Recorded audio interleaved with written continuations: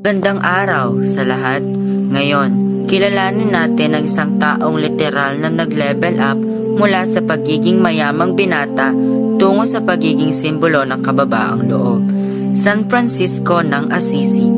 Dati siyang mahilig sa saya at luho, pero nang maramdaman niya ang tawag ng Diyos, nagbago ang takbo ng kanyang buhay. Pinili niyang tumulong sa mahihirap, yakapin ang kalikasan at maging instrumento ng kapayapaan. Kaya hanggang ngayon, siya ang perpektong halimbawa na hindi kailangan ng yaman para maging makabuluhan. Kailangan lang ng puso, tapang at tunay na malasakit.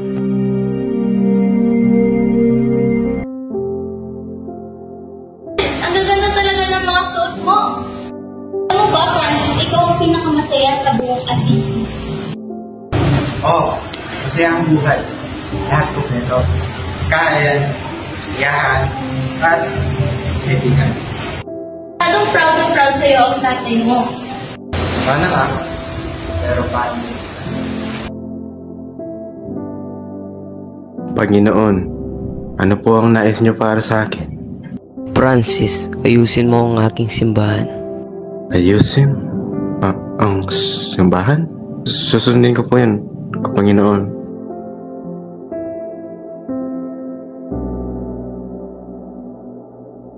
Francis, ginastos mo na naman ang pera ko para sa mga mahirap.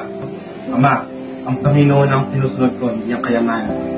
Ganon, lumayas ka sa bahay ko. Mula sa ngayon, ang Panginoon ang tanging ama ko.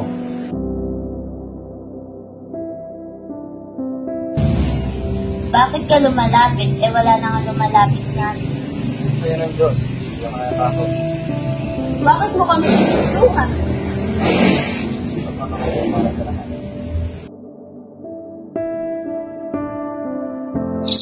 Mga muntigong kapatid sa kalikasan, makinig lahat kayo. Pinuri kayo ng Diyos na may pagmamahal. Purihin niyo siya sa inyong paraan.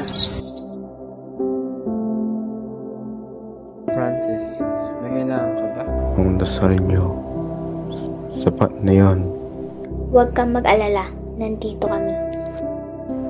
Purihin ng Diyos sa lahat ng kanyang inilikha, kapayapaan sa lahat.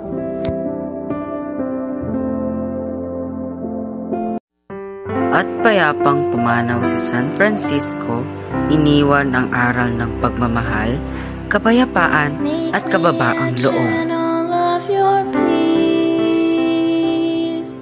Where there